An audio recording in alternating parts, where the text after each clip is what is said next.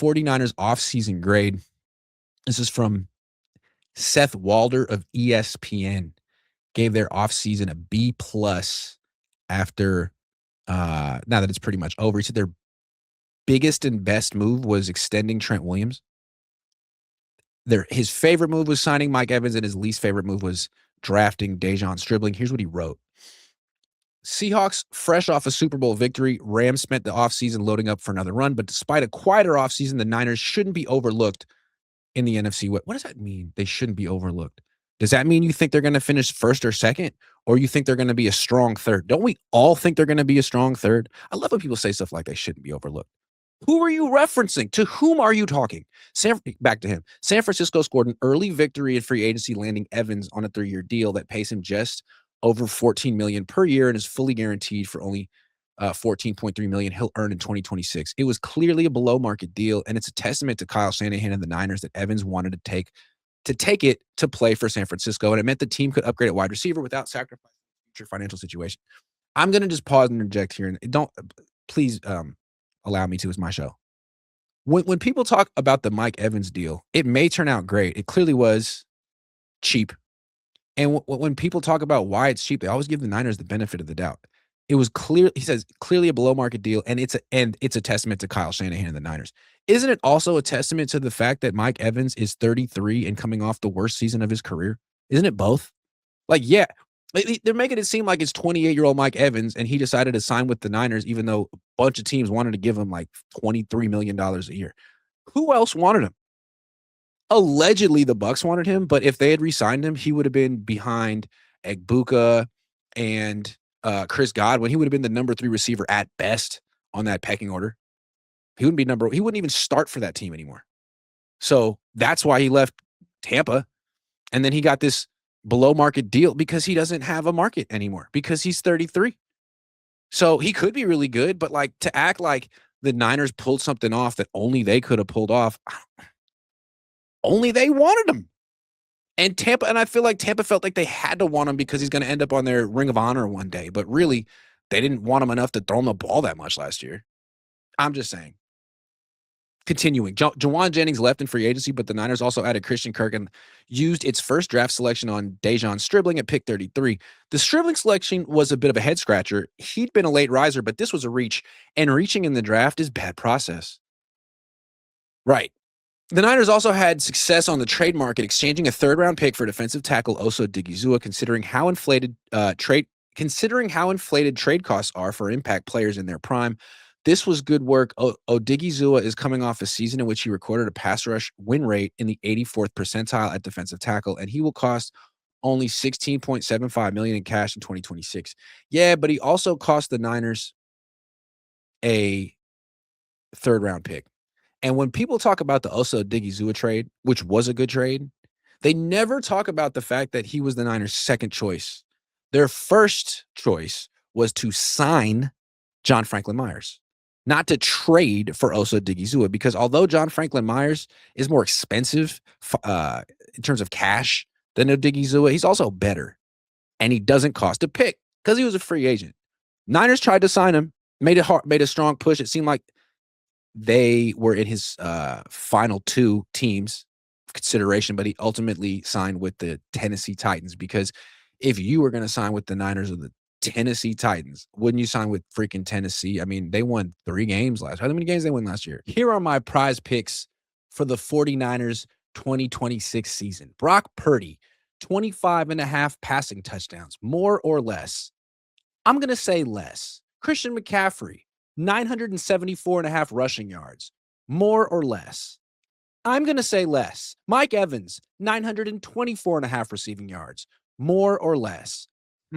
That's a tough one. I'm going with less. Go to PrizePicks, use promo code HMA, play $5 and get 50 instantly in lineups. Again, that's code HMA. PrizePicks. It's good to be right. 4. Why? How do you explain that? I mean, because you could say failed to sign John Franklin Myers as like an offseason highlight because he wanted to join Robert Saleh instead. So look, you made a good move, but it's still expensive because you had to give up a pick. Not that you know what to do with picks. Finally, Walder says, and perhaps the biggest move was to maintain the status quo by signing Trent Williams to a new 2-year, $50 million contract, fully guaranteeing $37 million to placate the future Hall of Fame tackle. Even though Williams will be 38 in July, it seems worthwhile considering how much top-tier talent costs at other premium positions. Given that and how difficult it is to find quality tackle alternatives, the Niners did well to ensure Williams' status on the team. The best move, according to Seth Walder, was placating 38-year-old Trent Williams by giving him a 2-year extension worth $50 million.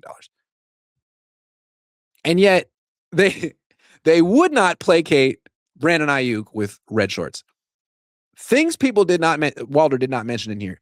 The fact that they still haven't moved Brandon Ayuk, that should be in their offseason highlights. It's freaking June 30th, and they're still holding on to him, and he'll be on this team probably on July 30th too.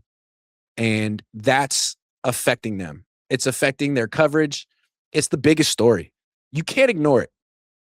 If we talk about it every day, if Matt Mayoko is streaming about it daily from Ireland, it's the biggest story on the team. You can't ignore it. So your best move is placating Trent Williams. Well, your worst move is continuing the stupid Cold War with Brandon Ayuk much longer than you needed to. And then another thing that people don't account for the 2026 49ers, to me last year, we talked about this a lot, was, they had an awful offseason last year.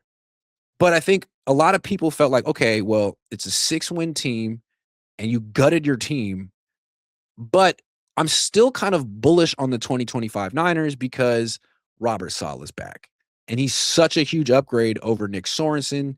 That's their best offseason addition. We all said that. And it came out, it was true. The Niners defense wasn't good last year because it was decimated by injuries. All the guys who got hurt, Dick Bosa, Fred Warner, Michael Williams, and on and on and on. But they were clutch and they punched above their weight. And they really won the Niners a playoff game. I mean, the Niners keep patting themselves on the back because they made it to the playoffs and beat the Eagles, and they phrase it as like, well, we beat the defending Super Bowl champ, so it was a successful season. That game was a 23-19 victory. The Niners practice squad defense led by Robert Saleh gave up 19 points on the road, gave up 168 passing yards, 3.9 yards per carry, a passer rating of 79.2.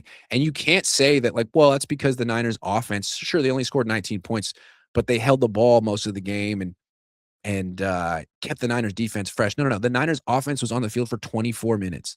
The Eagles offense was on the field for 35, 39, and they scored 19 points. And A.J. Brown had 3 catches for 25 yards. And freaking Eric Kendricks looked like he was in his prime. Like, that was the value of Robert Saleh. He essentially won him a playoff game.